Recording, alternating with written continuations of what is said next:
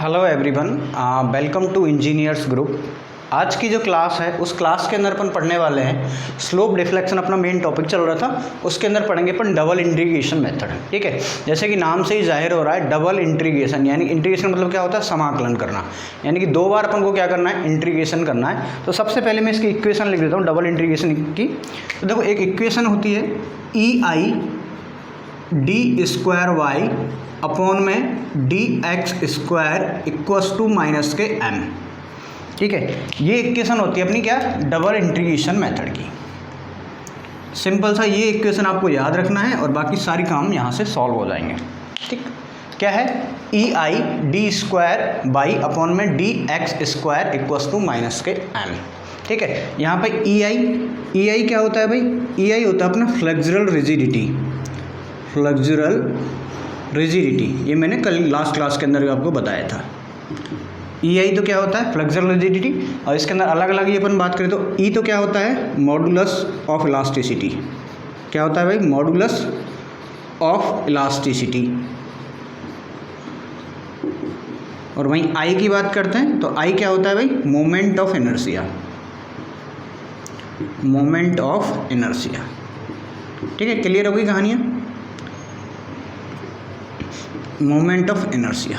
ठीक, वहीं अपन D square by D x square, यानी कि अपन ने क्या किया हुआ है, डिफ्रेंशिएशन किया हुआ है बाई का दो बार। एम क्या होता है यहाँ पे, एम होता है अपना बेंडिंग मोमेंट। किसी भी पर्टिकुलर सेक्शन के ऊपर क्या होता है भाई, बेंडिंग मोमेंट होता है। क्लियर यहाँ कहानी। अब देखो जैसे कि लिखा हुआ है डबल इंटीग्रेशन, यानी कि दो बार क्या कर देना है, इंटीग्रेशन करना है। ठीक है, तो इंटीग्रेट कर देते हैं एक बार, इसको एक बार क्या करते हैं भाई अपन, यहाँ पे इंटीग्रेशन करते हैं। इंटीग्रेशन कर देते हैं। ठीक है, इंटीग्रेशन एक बार कर रहे हैं, फर्स्ट टाइम कर रहे हैं अपन। ठीक, तो देखो EI तो क्या है, कांस्टेंट है। EI तो क्या होता है, कांस्टेंट होता है। अब ये क्या हो रखा है, दो बार डिफरेंशिएशन हो रखा है बाई का, तो डिफरेंशिएशन क्या होता है, यानी अवकलन क्या होता है, समाकलन का उल्टा। तो एक पावर कम कर देंगे तो EI d Y over D x. ठीक है, तो d square Y upon D x square का इंटीग्रेशन क्या हो जाएगा, डी वाई अपॉन में डी एक्स इक्वस टू, अब देखो इधर क्या लिख रहा है, माइनस के m, तो m का क्या हो जाता है भाई, mx। m का क्या होगा अपना, mx, m into x plus, और देखो अब इंटीग्रेशन दो तरह का होता है, एक तो लिमिटिंग वाला होता है तो उसके अंदर तो डायरेक्टली लिमिट रख देते हैं, और एक क्या होता है विदाउट लिमिट होता है, तो उसके साथ में क्या आता है, एक कांस्टेंट आता है। मान ली कांस्टेंट मैंने यहाँ पे लगा दिया एक C1।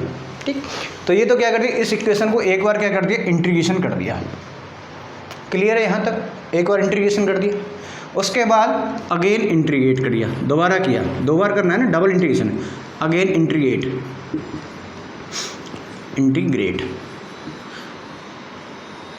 इट, एंड दोबारा करेंगे तो दोबारा देखो EI तो अगेन कांस्टेंट ही है।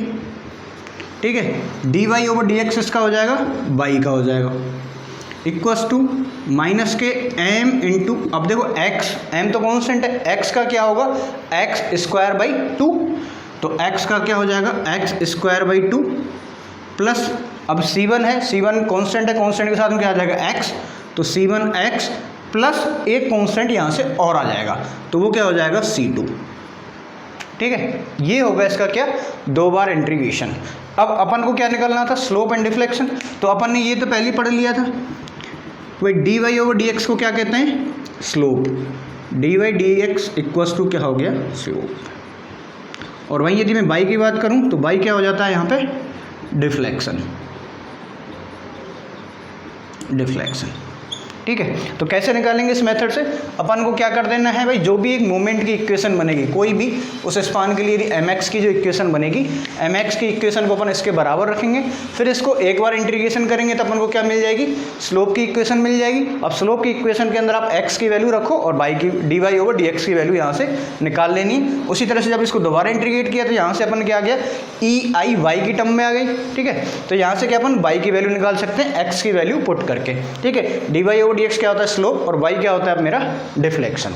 अब बात करते हैं अपन, ये मेथड है ये कहाँ अप्लाई हो सकता है। देखो इसकी दो ही कंडीशन है। पहली कंडीशन तो ये है कि this method is applicable only for prismatic bars. कौन सी बार भाई? प्रिज्मेटिक। अब प्रिज्मेटिक बार कौन सी होती है, पहले मैं लिख देता हूँ, this method is suitable only for prismatic bars, prismatic bars. अब प्रिज्मेटिक बार का मतलब ये है कि जिसके अंदर क्या हो, ई आई की वैल्यू क्या रहे, कांस्टेंट रहे, E I equals to throughout the section क्या रहे, कांस्टेंट रहे, यानी उस बार का जो सेक्शन है वो क्या रहे, हमेशा कांस्टेंट रहे, चेंज नहीं रहे, चेंज नहीं हो, ई आई की वैल्यू क्या रहे, through out the section same रहे, तो उस केस में अपन इस मेथड को लगा सकते हैं, डबल इंटीग्रेशन को। ठीक है। दूसरी कंडीशन ये है कि ये जो मेथड है ये तब तक एप्लीकेबल है जब तक कि उस किस बीम के अंतर्गत, पर्टिकुलर बीम के अंतर्गत उसके स्पान के अंतर्गत मोमेंट की वैल्यू चेंज नहीं होती है, यानी एम एक्स की इक्वेशन क्या रहे, सेम रहे, इक्वेशन चेंज नहीं होनी चाहिए। ठीक है, तो आप इसको ऐसे ले सकते हैं, it is suitable, it is suitable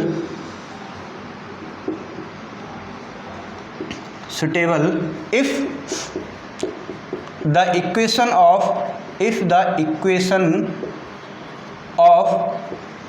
bending moment is constant, या फिर आप कह सकते हो remains same, यानी जो बेंडिंग की मोमेंट की इक्वेशन है वो क्या रहा, हमेशा सेम रहे for the entire length of the span, same for the entire length of the span, length of the span.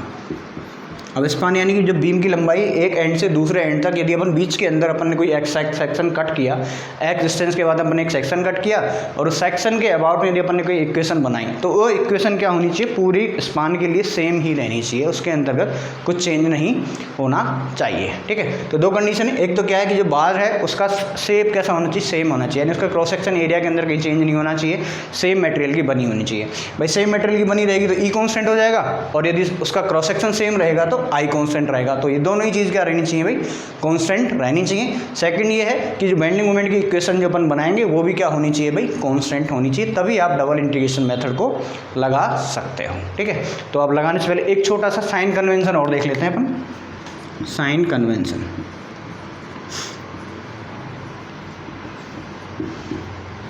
Sign convention देखो, जब भी अपन बीम की बात करेंगे, जैसे मान लिया कि मैंने यहाँ पे एक बीम बना दी, सिंपली सपोर्टेड बीम बना देता हूँ मैं। ठीक है, इस बीम के अंदर मान लिया कि एक लोड आ गया W। अब इस लोडिंग की वजह से इसके अंदर क्या आएगा भाई, डिफ्लेक्शन आएगा और स्लोप आएगा। तो मान लिया कि ये डिफ्लेक्शन एंड स्लोप आ गए, तो डाउनवर्ड जो होगा भाई, ये जो डिफ्लेक्शन हुआ है, ठीक है, ये डेल्टा हो गया, और यहाँ से ये एंगल बन गया थीटा, और यहाँ से ये एंगल बन गया थीटा। ठीक, तो डाउनवर्ड जो डिफ्लेक्शन है उसको तो अपन क्या लेंगे भाई, यहाँ पे पॉजिटिव। ठीक है, तो downward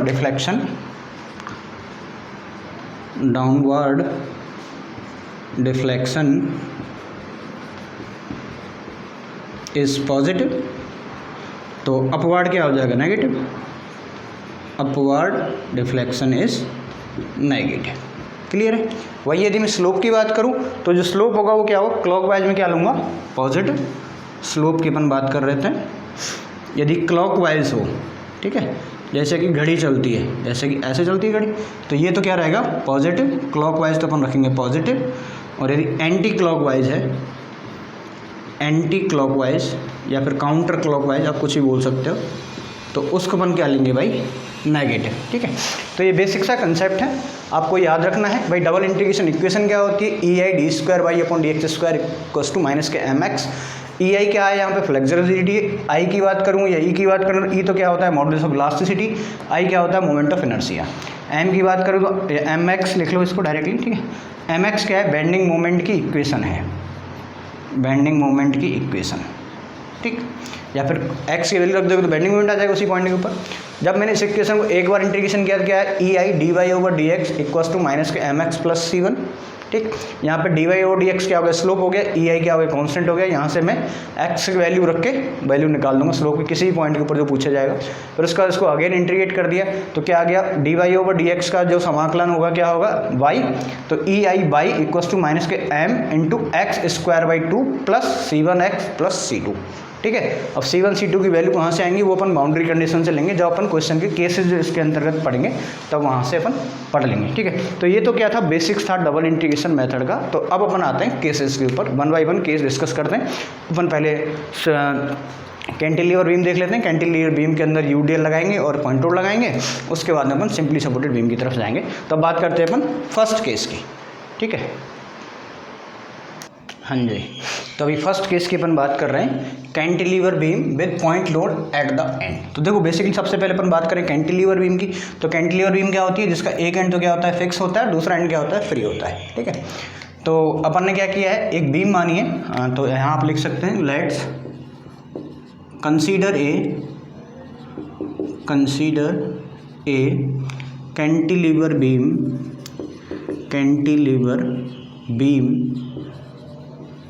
AB of span L meter which is subjected with W kilonewton load at free end। अपन ने क्या माना कि भाई ये कैंटिलीवर बीम है, ठीक है, और कैंटिलीवर बीम है AB, ये A एंड मान लिया और ये B एंड मान लिया, ठीक है, जिसकी की लंबाई क्या है, L है, और इसके फ्री एंड के ऊपर एक W किलोन्यूटन पर मीटर का क्या लग रहा है भाई, लोड लग रहा है। अब आपसे पूछा जा रहा है कि आप इसके A एंड पे और B एंड पे क्या निकाल दो भाई, डिफ्लेक्शन एंड स्लोप की वैल्यू निकाल दो। सिंपल सा क्वेश्चन है, ठीक है। तो देखो अभी तक अपन ने क्या पढ़ा, डबल इंटीग्रेशन मेथड पढ़ा है, और डबल इंटीग्रेशन मेथड की इक्वेशन क्या थी भाई, तो आप लिख देंगे by using double integration method.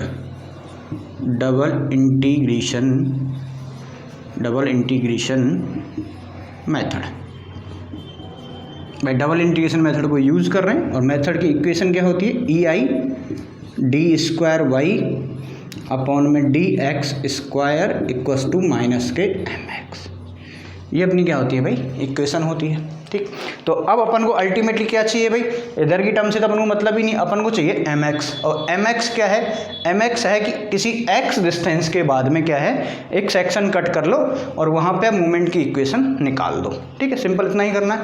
तो अपन क्या करते हैं, यहाँ से फिक्स एंड से एक x डिस्टेंस मान लेते हैं, और यहाँ पे क्या कर दिया, एक सेक्शन को कट कर दिया, ठीक। और इस सेक्शन के ऊपर जो इक्वेशन बनेगी मोमेंट की, उसको अपन क्या कह देंगे, mx कह देंगे, सिंपल, ठीक। तो आप लिख सकते हैं यहाँ पे consider a section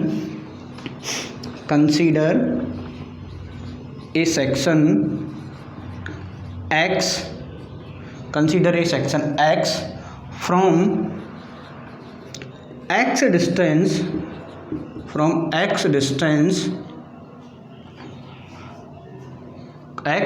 x distance to end या फिर टू फ्री एंड, ठीक है। मान लेते हैं कि ये फ्री एंड से ये डिस्टेंस है वो क्या है, मेरी x है, क्लियर है, फ्रॉम द फिक्स एंड। तो consider a section x from x distance to the fix end लेंगे अपन, फिक्स है नहीं तो अपना, तो इसको फिक्स कर लेते हैं, फिक्स एंड, क्लियर है। अब कहानी क्या हो गई भाई, यहाँ की इक्वेशन बनानी। अब देखो यहाँ से यहाँ तक की लेंथ क्या है, L। अब यहाँ से यहाँ तक की क्या बचेगी, L माइनस के x, क्या बचेगी भाई, L माइनस के x ही बचेगी। भाई यहाँ से टोटल लेंथ जो है L है, और यहाँ से यहाँ तक की डिस्टेंस x है, तो रिमेनिंग डिस्टेंस क्या बची मेरी, L बाई x।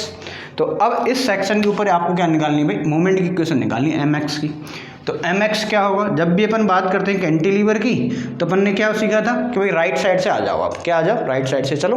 तो अपन ने मैंने इस लोड को कंसीडर कर लिया। अब इस सेक्शन के अंदर मोमेंट देख रहा हूँ, तो बेसिकली मोमेंट क्या होता है भाई, लोड इनटू डिस्टेंस।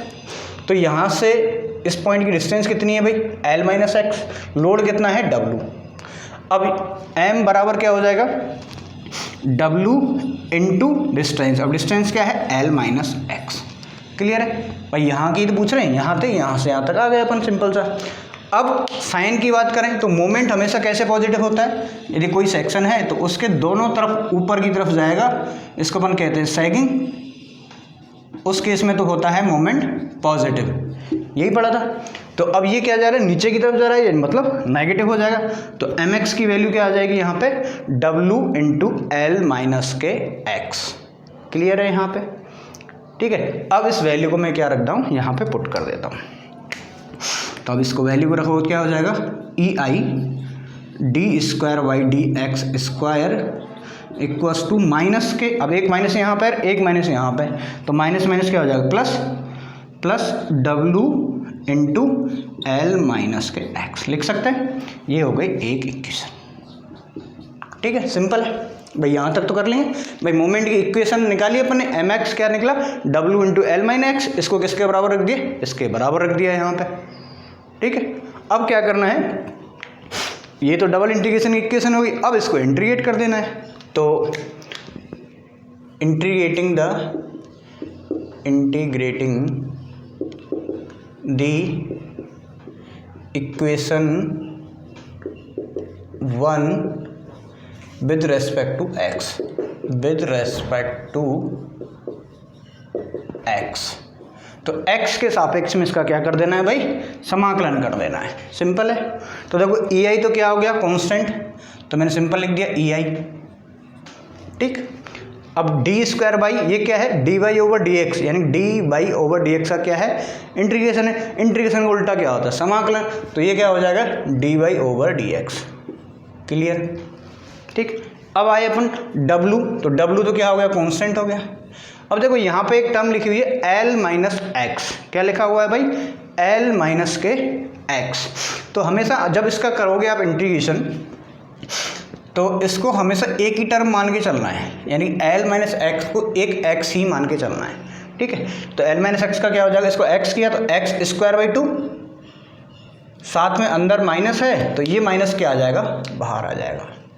सिंपल, ये चीज़ आपको याद रखनी है। तो minus K W into L minus X square by, इस पूरे टर्म को अलग खोलना नहीं है आपको कि आप L का अलग करो और x का अलग करो, आपको सीधा ऐसे ही कर देना है L माइनस एक्स।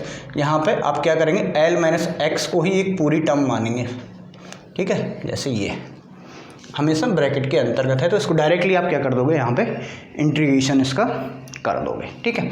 तो ये तो हो गया, प्लस इसके साथ में क्या आएगा, एक कांस्टेंट आएगा, और कांस्टेंट लिख दिया मैंने यहाँ पे C1, इसको आप लिख दो इक्वेशन 2, ठीक।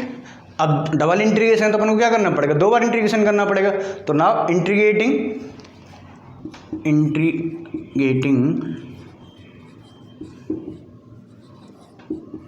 द इक्वेशन 2, अब 2 नंबर की जो इक्वेशन है उसको इंटीग्रेट कर दो।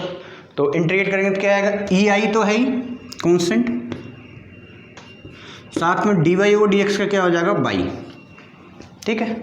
यहाँ पे आ गए, W कांस्टेंट है मेरा, W तो क्या हो गया, कांस्टेंट, तो W, अब L माइनस एक्स स्क्वायर है, ठीक है। तो स्क्वायर का क्या हो जाता है भाई स्क्वायर का क्या होता है, x का तो होता है एक्स स्क्वायर बाई 2, स्क्वायर का होता है x Q by 3, x Q होता तो क्या हो जाता, x की पावर 4 बाई क्या होता है 4, ठीक है। एक नीचे आ जाता है, प्लस करके नीचे कर देते हैं, ठीक। तो ये हो गया अपना L minus X Q by, अब 3 तो यहाँ से आएगा, ठीक है, 2 पहले से, तो क्या हो जाएगा W L minus X Q by 3/6। अब एक माइनस फिर आएगा अगेन यहाँ से, एक माइनस पहले था तो माइनस माइनस में क्या कर दूंगा, प्लस प्लस। अब C1 है तो C1 का क्या हो जाएगा, C1 इंटू एक्स। अब इसके साथ में एक कांस्टेंट और आ जाएगा, तो उसको कह रहे हैं अपन C2। तो ये इक्वेशन बन गई मेरी 3, ठीक है। क्लियर हो गया भाई। मैंने पहली बार किया जब तो क्या आया, E I D Y over D X minus K W L minus X square by 2 plus C1, ये मैंने स्लोप की इक्वेशन थी। E I by into W E I into Y equals to W L minus X Q by 6 plus C1 X plus C2। ये equation किसकी बन गई मेरी भाई, डिफ्लेक्शन की बन गई। क्लियर है यहाँ तक। अब दिक्कत क्या है भाई, C1 और C2 को हम नहीं जानते, C1 और C2 को नहीं जानते, तो इनकी वैल्यू अपन को निकालनी पड़ेगी। तो लिख सकते हैं आप यहाँ, to find the value of C1 and C2 apply boundary conditions boundary conditions. अब बाउंड्री कंडीशंस क्या है भाई? बाउंड्री कंडीशंस मैंने बताई थी कि ये जो फिक्स एंड होता है यहाँ पे क्या होगा, एक तो स्लोप जीरो होगा, dy ओवर dx की वैल्यू जीरो होगी, उसके साथ में क्या होगा, यहाँ पे डिफ्लेक्शन भी जीरो होगा, बाई भी जीरो होगा। तो यदि मैं x की वैल्यू यहाँ से ही तो लेके चल रहा हूँ, यदि x की वैल्यू जीरो रख दूँ तो वहाँ dy ओवर dx क्या होगा, जीरो। यदि मैं x की वैल्यू जीरो रख दूँ तो y की वैल्यू क्या होगी, जीरो। तो यही बाउंड्री कंडीशन मेरे को यहाँ पे अप्लाई कर देनी है, ठीक है। तो मैं लिख दूंगा एट x बराबर zero then dy over dx equals to also zero, ठीक है। यहाँ पे x की वैल्यू जीरो है, वहाँ पे स्लोप की वैल्यू क्या होती है, जीरो। फिक्स एंड पे दोनों ही क्या होते हैं, जीरो होते हैं। तो अब इसको अपन कहाँ लिख सकते हैं भाई, dy ओवर dx इक्वेशन ये है, dy ओवर dx इक्वेशन ये है। तो अब मैं क्या कर देता हूँ भाई, dy ओवर dx ही जीरो हो गया तो ये पूरी टर्म जीरो हो जाएगी, ये पूरी टर्म जीरो हो जाएगी। तो ज़ीरो बराबर, अब यहाँ आए माइनस डब्लू, अब x की वैल्यू जीरो हो गई तो ये क्या बचा, माइनस के डब्लू l square by two plus C1, यही बचा। Zero equals to minus k डब्लू एल स्क्वायर बाई टू, क्योंकि x तो जीरो हो गया, प्लस C1। तो यहाँ से मैं क्या निकाल सकता हूँ, C1 की वैल्यू। तो C1 की वैल्यू क्या आ जाएगी, इधर को उधर ले जाएंगे तो प्लस में आ जाएगी, तो W l square by two. तो C1 की वैल्यू क्लियर है, C1 की वैल्यू क्या आ जाएगी भाई मेरी, W l square by two. तो C1 का काम तो खत्म हो गया। अब करते हैं अपन C2 का। अब C2 का कैसे करेंगे, वही बाउंड्री कंडीशन, एट x बराबर जीरो पे y बराबर भी तो जीरो है भाई x बराबर जीरो पे y बराबर भी तो जीरो है, बस। तो आपकी बार दूसरी इक्वेशन में रख दो। तो यहाँ से क्या हो जाएगा, ये तो टर्म हो गई जीरो, तो जीरो बराबर, अब x यहाँ भी जीरो है तो W L cube by six plus C1 की वैल्यू अपन यहाँ से निकाल रहा है पहले ही, और लेकिन इसके साथ में x भी है तो ये तो पूरी टर्म ही जीरो हो जाएगी। तो डायरेक्टली अपन लिख देंगे C2, ठीक है। अब इसके यहाँ से C2 की वैल्यू निकालेंगे, C2 की वैल्यू क्या हो जाएगी, अब ये प्लस में है तो ये क्या आ जाएगा, दूसरी तरफ जाएगा तो माइनस में हो जाएगा, तो माइनस के डब्लू एल क्यूब बाई सिक्स। तो ये अपन ने क्या कर लिया भाई, C1 और C2 की वैल्यू निकाल ली।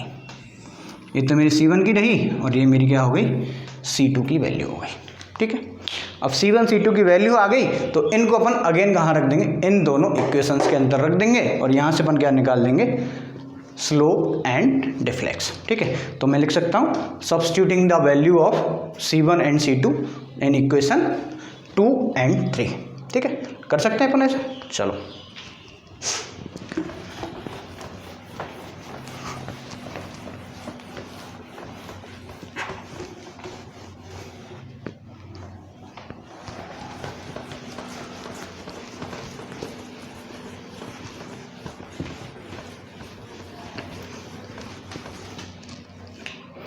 यहाँ लिखेंगे अपन substitute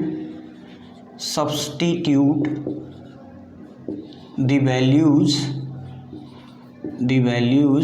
of C1 and C2 in equation 2 and 3, equation 2 and 3। यही तो है, स्लोप की कौन सी है, दो इक्वेशन है और इसकी 3 है। तो इनके अंदर आप क्या कर दो, C1 और C2 की ये वैल्यू को क्या कर दो, यहाँ पे पुट कर देंगे, ठीक है। तो आप रीराइट कीजिए पहली इक्वेशन को। तो रीराइट करने के बाद क्या आएगा बताओ भाई, EI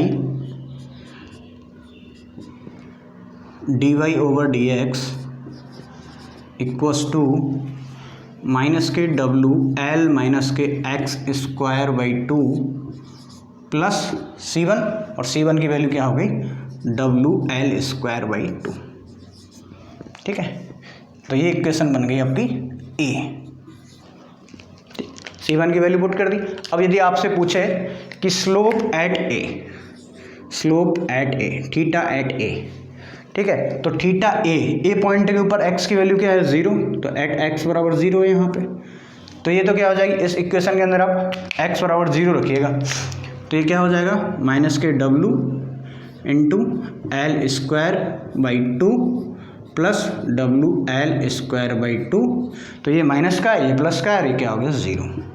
इसका मतलब क्या हो गया कि थीटा ए की वैल्यू यानी कि स्लोप एट ए क्या है मेरा, थीटा ए की वैल्यू 0 है। क्लियर है। वहीं यदि आपसे पूछा जाए कि थीटा बी बताओ आप, थीटा बी, अब थीटा बी क्या है, सेकंड एंड भाई। यदि ये बीम थी आपकी, यही तो थी, इसके अंदर ए एंड था, ये बी एंड था, यहाँ पे x की वैल्यू 0 थी, यहाँ पे x की वैल्यू क्या हो जाएगी l। तो अब क्या रख देना, x बराबर l। x बराबर l जब आप रखोगे तो क्या आ जाएगी भाई इक्वेशन, x बराबर l रखोगे तो l से l कट जाएगा तो ये तो 0 हो गया। तो ये क्या आ जाएगा directly, theta b equals to WL²/2। ठीक है, क्या आ जाएगा WL²/2। अब इसको ऐसे ना लिख के आप ऐसे भी लिख सकते हैं कि ये जो टर्म्स आई हैं अपनी, इसको एक थोड़ा सा यहाँ पे कर लेते हैं, आगे बढ़ा लेते हैं। ठीक है, एट x बराबर 0 पहले निकाला। ठीक है, तो x बराबर 0 पर क्या निकला अपना, EI dy/dx। इसी की वैल्यू तो निकाली अपन ने। तो ये तो यहाँ से क्या हो गई, 0 हो गई। अब मैंने क्या निकाली, एट x बराबर l पे निकाली। कहाँ निकालिए, x बराबर l पे क्या है ये, EI dy/dx equals to minus के WL²/2।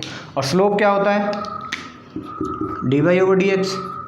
तो dy/dx की वैल्यू क्या हो गई, WL²/2EI। This is the theta b. Clear, क्योंकि अल्टीमेटली वैल्यू तो अपन ने किसकी निकाली, dy/dx की तो निकाली। ठीक है, तो इस तरह से आप क्या निकाल लेंगे भाई, स्लोप निकाल लेंगे। अब यदि मेरे को सिमिलरली क्या करना है, इक्वेशन 2 की बात कर लेता हूँ, उसको हटा दूँ ऊपर से, इसको मैं निकाल देता हूँ यहाँ से। चलो भाई,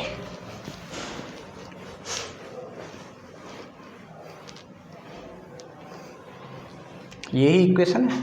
ठीक है, सिमिलरली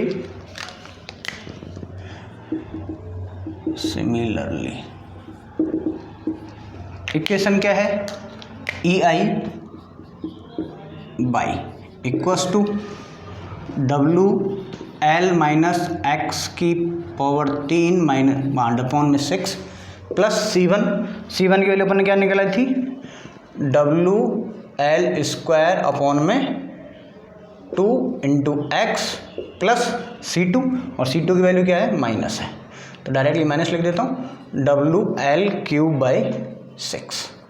तो ये इक्वेशन हो गई मेरी B, यानी ये क्या आ गई, डिफ्लेक्शन की इक्वेशन आ गई। तो डिफ्लेक्शन की इक्वेशन आप क्या रख देना है, x बराबर 0। तो x बराबर 0 हुए, एट x बराबर 0, तो वहाँ पे क्या आ जाएगा, YA की वैल्यू आएगी। ठीक है, तो क्या करेंगे, EI y equals to x बराबर 0 यहाँ से करोगे तो ये तो क्या बचेगा, WL3/6। भाई x तो 0 में चला गया, ये पूरी टर्म 0 में चली जाएगी, और यहाँ क्या बचेगा, माइनस के WL3/6। ठीक है, तो WL3/6 माइनस WL3/6 क्या हो गया, 0। तो यहाँ से तो क्या हो गया भाई मेरा YA यानी कि डिफ्लेक्शन एट ए पॉइंट तो हो गया 0। क्लियर। अब मैं करूँ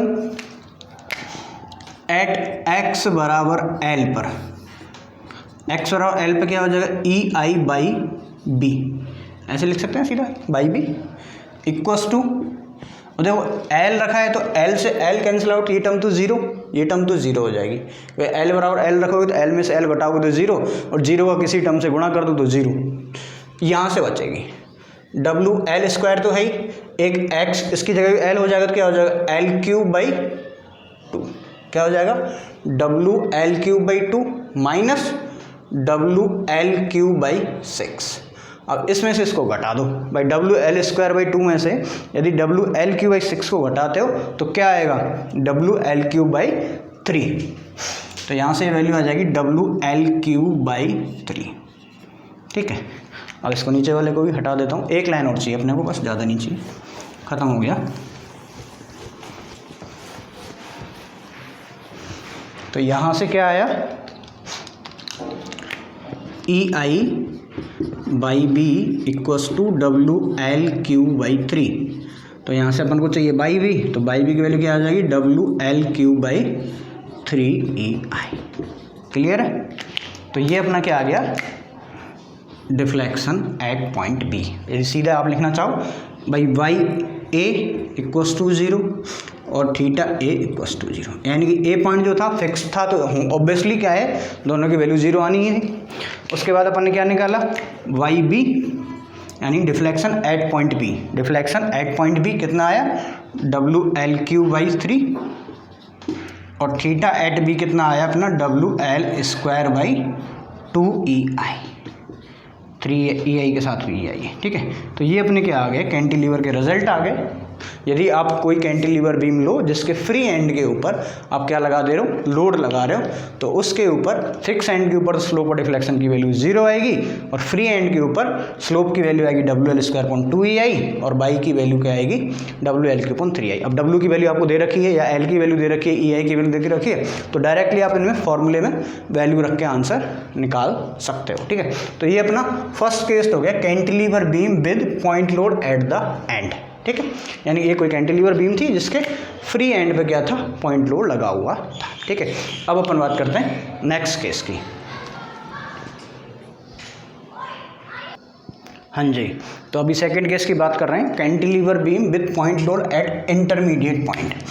इंटरमीडिएट का मतलब क्या होता है किसी भी पॉइंट के ऊपर बीच में कहीं ना कहीं मान लेते हैं कि ए से लेके बी तक मेरी क्या है कैंटिलीवर बीम है। कैंटिलीवर बीम का मतलब समझ गए आप, एक एंड फिक्स होगा एक एंड फ्री होगा।